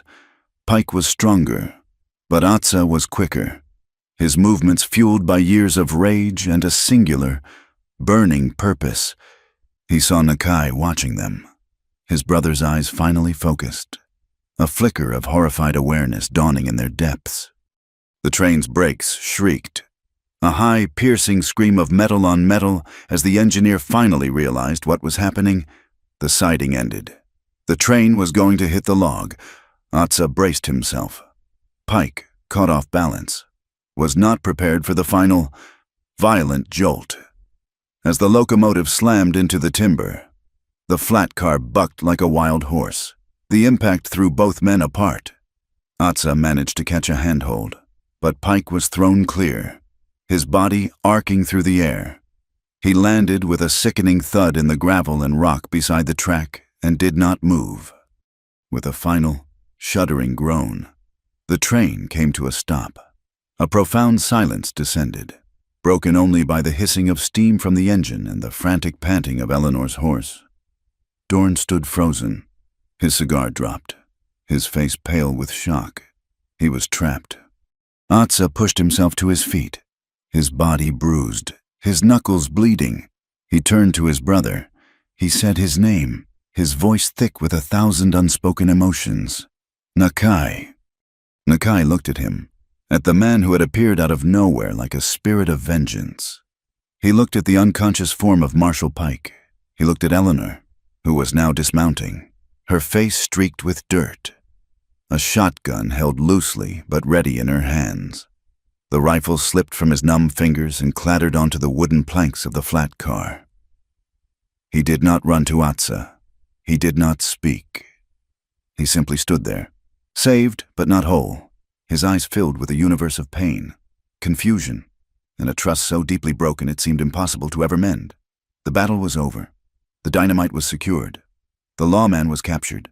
The tyrant was cornered. But as Atsa looked into his brother's empty eyes, he knew the war for Nakai's soul had just begun. The courthouse was the grandest building in the county, a 2-story structure of cut stone perched on a high mesa overlooking Sierra Crossing. It was meant to project an image of permanence and authority, a fortress of law in a lawless land. But as the townspeople filed in, filling the polished wooden benches, the atmosphere was not one of reverence. It was thick with a tense, brittle energy. the air humming with whispered speculation and hostile stares. On one side of the aisle sat Dorn's men, a sullen block of hired muscle and nervous businessmen whose names were written in his ledger.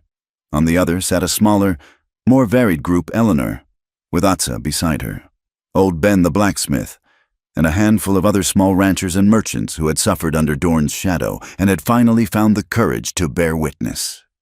At the front of the room, Ezekiel Dorn sat beside a man who looked as out of place in this dusty courthouse as an orchid in a desert. He was a lawyer from San Francisco, dressed in a fine wool suit, his face smooth and confident. He radiated an aura of expensive, dismissive power. Beside them, looking pale and diminished in a borrowed suit, sat Marshal Pike, now a prisoner facing his own charges. The circuit judge, a man named Harlan Blackwood, was a stern, hawk-nosed man with eyes that seemed to miss nothing. He was an outsider, immune to local politics and pressures, and he ran his courtroom with an iron will. He listened patiently as the acting marshal, Deputy Torres, laid out the evidence, the heavy ledger with its damning entries, the manifest for the dynamite in Car 13, and the sworn statements from the train's engineer. The case seemed simple, a clear and undeniable conspiracy. Then Dorn's lawyer, Mr. Sterling, rose to speak, and the simple case began to twist and fray. He did not dispute the existence of the ledger, he merely reframed it. It was, he claimed, a record of necessary security expenses in a volatile territory, a private log of payments made to protect the railroad's legitimate interests from saboteurs and native raiders. His voice, smooth and persuasive, filled the room. He said, "The railroad is a great engine of civilization, Your Honor, but civilization has its enemies. It must be defended. My client, Mr. Dorn, is a builder, a visionary, and these people," he gestured dismissively toward the witnesses, "are the saboteurs." He began with old Ben, the blacksmith, his face scrubbed clean but his hands permanently stained with the marks of his trade. Spoke in a low, steady voice about his conversation with Eleanor's father, about the man's fears regarding the unstable track on the Granite Pass spur. On cross-examination, Sterling was merciless. He asked, "Is it not true, Mr. Ben, that you lost a shipping contract with the railroad 5 years ago? Is it not true that you have held a grudge against my client ever since? Is it not possible that your memory of this conversation, a conversation with a man now tragically deceased, has been colored by years of resentment?" Ben faltered. His honest anger twisted into the shape of a petty grievance. Then they called Nakai. He walked to the stand like a ghost, his eyes downcast. He answered the prosecutor's questions in a monotone, confirming that he had been hired by Dorn's foreman, that he had witnessed the illegal shipments, that he had been on the flat car during the ambush. When Sterling rose to question him, the lawyer's voice became a purr of false sympathy. He asked, "Young man, you were found in the company of known malcontents. Correct. You were, shall we say, drifting, without prospects. Mr. Dorn's foreman gave you a job. Did he not? Food, a roof over your head. And how did you repay this kindness? You joined with your renegade brother in a violent attack on your employer." Nakai flinched at the word "a renegade." He looked at Atsa, his eyes a well of confusion and shame. Atsa met his gaze, his own expression unreadable, a mask of iron control over a storm of emotion. Nakai mumbled, I just... Sterling pounced. He said, "You just what, son? Just went along. Is that not your way, to drift from one trouble to another? How can this court possibly trust the word of a boy who so readily betrays those who try to help him?" The lawyer turned to the judge, a picture of sorrowful reason, a troubled, violent boy. "Your Honor, easily led. His testimony is worthless." Then it was Eleanor's turn. She walked to the stand with a straight back and a steady gaze, her simple calico dress a stark contrast to Sterling's finery. The prosecutor led her through her story of the harassment, the cut fences, the attack on her ranch. When Sterling rose, he was holding a piece of paper. He asked, "Miss Whitlock, Is this your signature on a contract to supply hay to the Sierra Pacific Railroad, the very company you now accuse of wrongdoing?" Eleanor replied clearly, "It is." Sterling smiled. A thin, predatory expression. He said, "So you were, in fact, a business partner of Mr. Dorn's enterprise. And when that business relationship ended, you suddenly concocted these wild accusations. Tell me, Miss Whitlock, is this entire proceeding simply a case of a woman scorned? A woman who, perhaps, took up with a known savage to enact some sort of personal revenge?" The insult hung in the air, ugly and calculated. Eleanor felt a flush of heat rise in her cheeks, but she did not let her anger show. She looked not at the lawyer, but directly at Judge Blackwood. She said, "Yes, I signed that contract. I signed it a month after my father was killed in a railroad accident. I signed it because I was in debt, and Mr. Dorn's man made it clear that signing it was the only way I would be allowed to keep my ranch. I signed it because I was a grieving daughter, alone and scared. I made a mistake. I chose silence when I should have spoken up, but I am not silent anymore. My father died because he knew that spur line was dangerous. He died because he was an honest man who would not put his name on a lie. Mr. Dorn did not want a business partner. Your Honor, he wanted my silence, and he wanted my water. He will have neither." She spoke with a simple, unadorned power that silenced the room. She had taken the lawyer's weapon and disarmed him with the plain truth. She was not a woman scorned. She was a woman who had found her voice.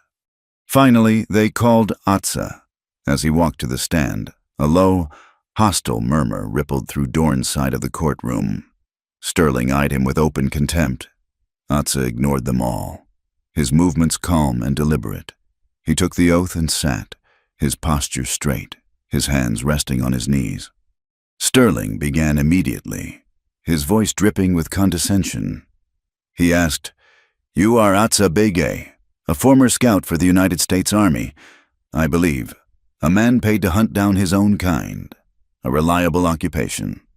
Atza replied, his voice even, "I was a scout." Sterling continued, "And you came to this town, and within days, you are involved in a saloon brawl, a gunfight at Miss Whitlock's ranch, and a violent, premeditated attack on a train. Does that sound about right? You seem to bring trouble with you wherever you go." Atza said, "Trouble was here long before I arrived. I came looking for my brother. I found him in the service of a man who used him as a shield and was ready to cast him aside as a scapegoat. I found this." He reached into his shirt and placed the tin-type photograph on the railing of the witness box. The prosecutor entered it as evidence. The image of Nakai, lost and broken among Dorn's grinning thugs, was a powerful, silent testimony. Sterling, seeing he was losing ground, sneered. He asked, "And what is your claim here? That your people have some ancestral right to land the United States government granted to the railroad? Are we to halt progress because of your myths and legends?" Atza looked at the lawyer. He looked at the judge. Then his gaze lifted, moving past them, toward the tall, open windows that framed the vast, sunlit expanse of the high desert. When he spoke again, his English was simple, direct. He said, "A man's name is not a myth. A man's family is not a legend. My brother is not a tool for you to use and break. This land is not a line on your map." Then he straightened his back, and the air in the room seemed to change. The quiet, watchful man was gone, replaced by someone older, someone with the weight of generations in his voice. He began to speak in Dine. The words were fluid, guttural, filled with a music and a power that the stone walls of the courthouse could not contain. He spoke not to the court, but to the land, to his ancestors, to the holy people. He spoke of the earth as a mother, of the water as her lifeblood. He spoke of his brother not as a lost boy, but as a branch of a family tree that was rooted deep in that very soil. He declared that a voice, a people, and the earth they walked upon were not property. They could not be bought. They could not be sold. They could not be erased.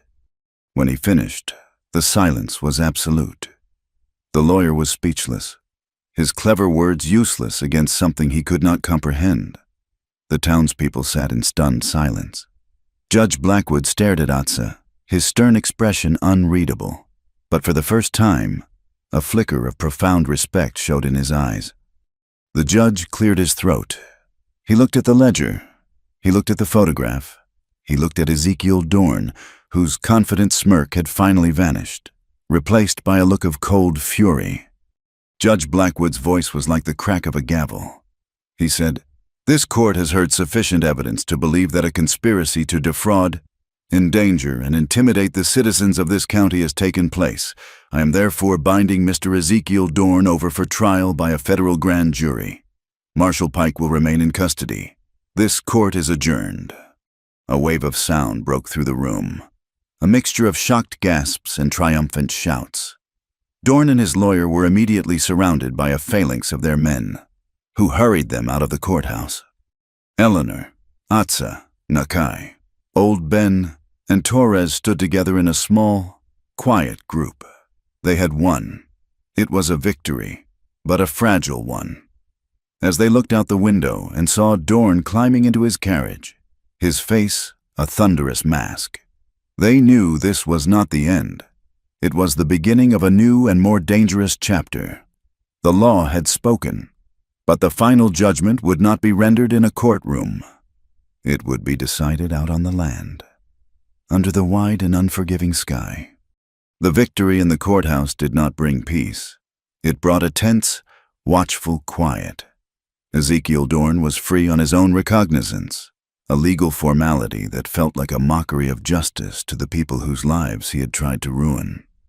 He remained in Sierra Crossing, a thundercloud on the horizon, and his presence poisoned the air. The townspeople who had testified now walked with a new caution, their eyes scanning the rooftops and alleyways. The brief, bright flare of community courage had given way to a low, simmering anxiety. They had won the battle of words, but the war for the land was not over. For 3 days, the wind blew from the east, a hot, dry breath that sucked the last of the moisture from the overgrazed pastures and brittle forests. It was a nervous wind, rattling the loose panes of glass in Eleanor's ranch house and whispering through the eaves like a harbinger of bad things to come. Atsa spent his days watching the horizon, his stillness a counterpoint to the restless air. He and Eleanor moved around each other with a quiet, unspoken understanding, the memory of the San Juan Bridge a warm and solid thing between them. Nakai remained a ghost in their midst, eating the food they gave him, sleeping in the spare bunk, but speaking to no one. The trust that had been shattered in him was a wound that would not close, and he looked at his brother with eyes that held a universe of resentment and confusion. On the evening of the 4th day, the smell came. It was not the familiar scent of wood smoke from a neighbor's hearth. This was a sharper, wilder smell, the scent of a forest on fire. They went outside and saw it, a faint, angry orange glow pulsing against the bruised purple of the twilight sky. Far to the south, at the mouth of the valley. It started as a trickle and became a flood. The first to arrive was a family in a buckboard wagon, their faces pale with fear, their children crying in the back. The man said the fire had come out of nowhere, a wall of flame that seemed to leap from ridge to ridge. They had saved nothing but themselves. Soon after, others came, on horseback and on foot. A small, sad exodus of families driven from their homes. They all came to Eleanor's ranch, the place that had become the symbol of their defiance. It was the only place they felt safe. Old Ben arrived, his face grim, leading a pair of pack mules loaded with his most precious tools. Sister May from the mission came with 2 young children whose parents had been caught on the wrong side of the fire line. The small community of the dispossessed gathered in the ranch yard, their faces lit by the growing, hellish glow to the south, their voices a low murmur of fear and disbelief. Atsa stood apart, his gaze fixed on the fire. He was not looking at the flames themselves, but at the towering column of smoke rising into the sky. He watched the way it bent and twisted, reading the story of the wind. This was no wildfire. It had been set deliberately, in a dozen different places, a calculated act of war designed to create an unstoppable front of flame. Dorn was not just trying to punish them, he was trying to erase them, to scour the valley clean of their existence. Then the wind, their constant, tormenting companion, began to shift. The change was subtle at first, a slight cooling, a different feel on the skin, but Atsa felt it instantly, a deep, primal alarm ringing within him. He watched the smoke column. It was no longer leaning away to the west. It was starting to stand straight. Then, slowly, inexorably, it began to bend toward them, toward the north, toward Whitlock Draw. A collective gasp went through the crowd as they felt it too. The fire was turning. The wind, which had been driving the flames parallel to them, was now pushing the inferno directly at them. Panic began to ripple through the small gathering. They were trapped.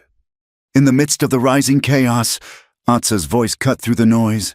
Calm and clear, he said, "We will not run. We will fight it." Old Ben looked at him, his face etched with disbelief. He yelled over the growing roar, "Fight it! With what, boy? Buckets of water." Atsa pointed not at the main fire, but at the dry pasture land between the ranch and the approaching flames. He said, "We will fight it with fire. We will build a fire break, and then we will burn the grass ahead of it. A back burn. When the big fire gets here, it will have nothing left to eat." The idea was met with stunned silence. It sounded like madness, to set another fire when one was already threatening to consume them. But Eleanor, standing beside him, understood. It was a calculated risk, a desperate but brilliant strategy. She looked at the frightened faces around her, the children clutching their mother's skirts, the old men and women with despair in their eyes. She had to get them to safety. She raised her voice, and it carried the same note of authority that had silenced the courtroom. She said, "Atsa is right. The men who can work. You will go with him. The rest of us, the children, the elders.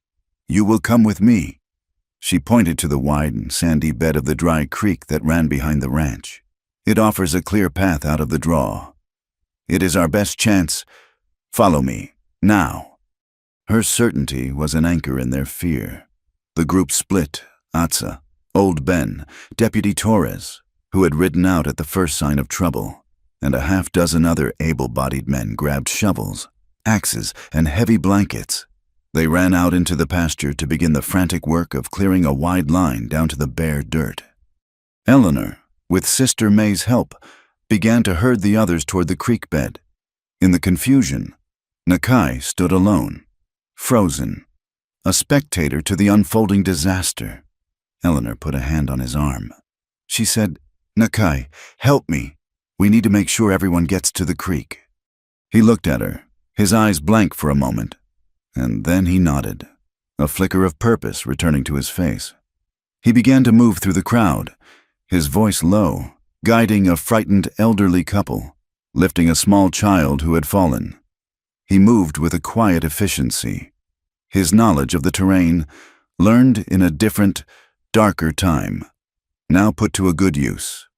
The main fire was a monstrous thing now, a roaring, multi-headed beast that devoured everything in its path. The heat was a physical blow, and the air was thick with smoke and a blizzard of glowing embers.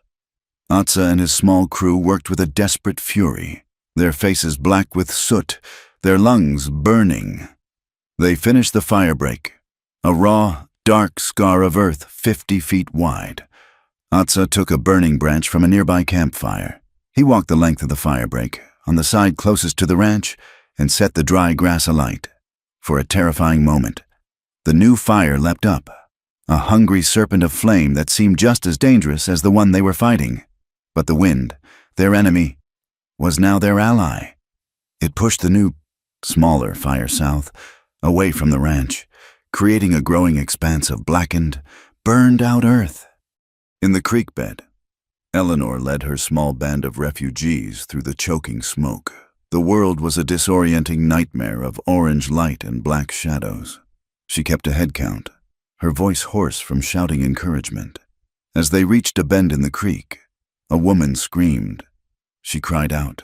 My son, Daniel, where is he?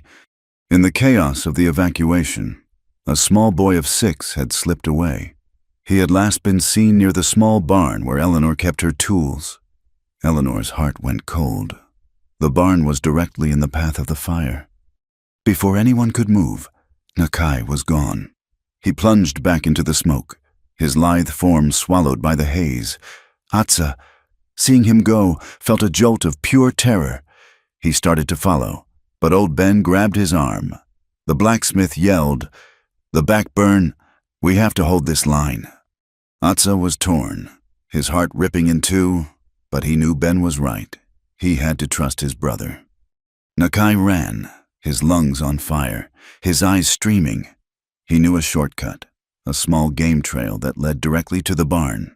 The heat was intense, the air almost unbreathable. He found the barn, its roof already smoldering. The boy was inside, hiding under a workbench, crying with terror. Nakai scooped him up. As he turned to leave, a burning beam crashed down, blocking the main door. He ran to the back, to a small opening he knew was there, and squeezed through just as the roof collapsed in a shower of sparks. He ran with the boy in his arms, his own fear forgotten, replaced by a fierce, protective instinct he did not know he possessed. He emerged from the smoke and placed the sobbing child into his mother's arms. He looked across the field of fire and saw his brother, standing on the firebreak, watching him, for the first time in a long time. He met Atsa's gaze, and in his eyes was not shame, but the clear, bright light of a debt repaid. At that moment, Deputy Torres, who had been watching the ridges, shouted and pointed against the fiery backdrop. They saw 2 riders. They were carrying torches, throwing them into patches of unburned grass, trying to ensure the ranch's destruction. Torres raised his rifle. He yelled, "It is Dorn!" The riders were too far for a clean shot, but they were trapped. Behind them was the main fire. Before them was the back burn. They were on a small island of green, and it was shrinking fast. Dorn, in a final act of insane rage, threw his last torch. His remaining hired man turned his horse to flee. The deputy's rifle cracked. The man cried out and fell from his saddle. Dorn was alone, his horse rearing in terror, surrounded by the inferno he had created. He was caught between 2 fires, a perfect image of his own destructive soul. Deputy Torres and Atsa moved forward, their faces grim, and took him prisoner without a fight. The 2 fires met in a great, roaring crescendo, a battle of titans that lasted for a full minute, and then, with nothing left to consume, they died. A vast, profound silence fell over the valley, broken by the exhausted coughing of the survivors and the hiss of smoldering embers. The land was a blackened, smoking ruin. Homes were gone, livelihoods were destroyed, but they were alive. The community had held, and the fire, in its terrible, destructive fury, had also been a cleansing. It had burned away the last of Dorn's power, and in the ashes, something new, something stronger, was ready to be born. The rain that followed the fire was not a storm, but a soft, cleansing whisper. It fell for a day and a night, settling the ash, cooling the scorched earth, and washing the soot from the faces of the survivors. In the gray, quiet dawn that followed, a new kind of community began to stir in the muddy yard of Eleanor Whitlock's ranch. The fire had taken their homes, but it had not taken their spirit. It had burned away the petty squabbles and old distrust, leaving only a shared, stubborn will to rebuild. Old Ben, his forge destroyed, was already sketching plans for a new, larger smithy in the dirt with a stick, arguing good-naturedly with another rancher about the best placement for the quench barrel. Sister May had organized the women into a communal kitchen in Eleanor's house, stretching the meager supplies to feed everyone. Deputy Torres, his authority now unquestioned, rode patrols, not as a lawman watching over a town, but as a neighbor protecting his own. The news of Ezekiel Dorn's final fate came a week later, not with a bang, but with a folded newspaper delivered by the mail rider. A federal judge in a distant city, presented with the irrefutable evidence of the ledger and Deputy Torres's testimony, had sentenced Dorn to a long term in a federal penitentiary. His assets were seized to pay for the damages he had caused.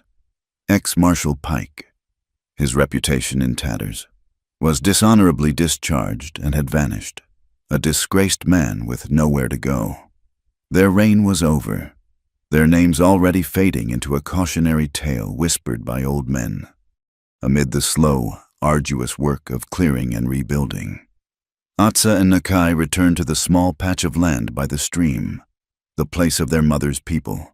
The fire had swept through the canyon, leaving the pinon and juniper trees as blackened skeletons.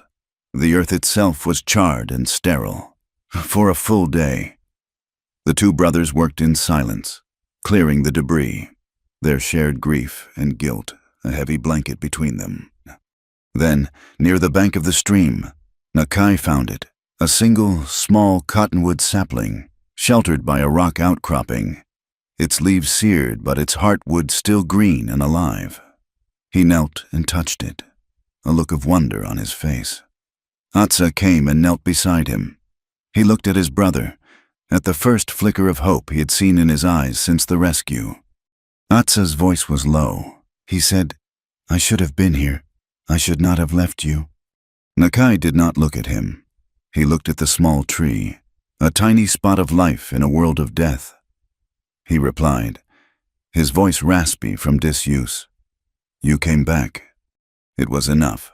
It was forgiveness and acceptance in 3 small words. Atsa took out the juniper-handled knife, the one he had recovered from Dorn's man, and began to carefully dig the soil around the sapling. Nakai joined him.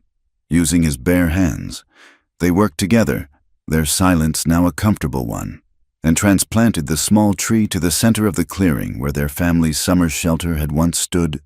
It was the first act of rebuilding, a promise planted in the ashes. At the ranch, Eleanor found her own new purpose taking root. In the evenings, after the long days of work, she would gather the children in her parlor and read to them from the few books she had managed to save from the fire. She saw the hunger in their eyes, a hunger not just for food and shelter, but for stories, for knowledge, for a sense of a future that was not defined by loss. One evening, as she was reading to a small, rapt audience that included Daniel, the boy Nakai had saved, the idea took shape in her mind, clear and bright. The next morning, she gathered Sister May and old Ben on her porch. She declared, "This ranch is more than a home now. It is a community, and a community needs a school." She gestured to her parlor. "I have the space, I have the books, and Sister May, you have the patience of a saint. We will call it the Sierra Crossing Schoolhouse." The plan was simple, born of necessity and hope. It was a declaration that they would not just rebuild what was lost, but build something better in its place. The fire had cleared the ground for a new kind of growth. In the weeks that followed, a new rhythm established itself. By day, the valley was a hive of activity, the sound of hammers and saws replacing the roar of the fire. In the evenings, a quieter work took place, the work of healing. Atsa and Nakai began to construct a small, traditional hogan near their newly planted tree, the circular structure a symbol of their renewed family bond. At the ranch, the murmur of children learning their letters drifted from the windows of the new schoolhouse. One cool evening, as the sun set, Eleanor and Atsa worked together, stringing the last section of a new fence line. The barbed wire gleamed in the fading light, sharp and new. They worked in the easy, synchronized rhythm of people who knew each other's movements without needing to speak. He would set a post, and she would be there with the staples. She would stretch the wire, and he would be there to anchor it. He paused in his work, taking his canteen and offering it to her. She drank, then handed it back, their fingers brushing. It was their ritual, a simple act of sharing that held the weight of the promise made under the bridge. She looked out over the valley, at the first tender green shoots of grass beginning to push through the blackened soil. She said, "It will take a long time, but the land will heal." Atsa looked at her, at the strength and the hope in her face. He replied, "We will heal with it." There was no formal proposal, no talk of marriage or ownership. Their love was not a thing to be bound by contracts or ceremonies. It was a partnership, a choice they made every day. He had his home by the stream, and she had her ranch and her school. They were two strong trees, their roots separate but their branches intertwined, providing shade and shelter for each other and for the new community they were helping to build. He reached out and gently touched her cheek, his thumb tracing the line of her jaw. She leaned into his touch, her eyes closing for a moment. The bond between them was a quiet, unshakable thing, as real and as solid as the earth beneath their feet. When the last staple was hammered home, they stood together and looked at their work, a clean, strong fence, marking the border of her land. But the feeling was different now. Before, the wire had been a symbol of defiance, a barrier to keep a hostile world at bay. Now, it was something else. It was a line drawn around a home, a sanctuary. It was the edge of a place where justice had been won not by a single hero, but by a community that had dared to speak. It was the boundary of a future they would build together. A clean wind, free of smoke and fear, blew down from the high mesas. It sang a low, clear note as it passed through the new strands of wire, a sound of hope and promise. It was the sound of a new beginning. Thank you for joining our story. We invite you to comment where you are listening from to connect with the community. Subscribe to my channel, Wild West Tales. Like the video, and press the hype button to help this story be heard by more people.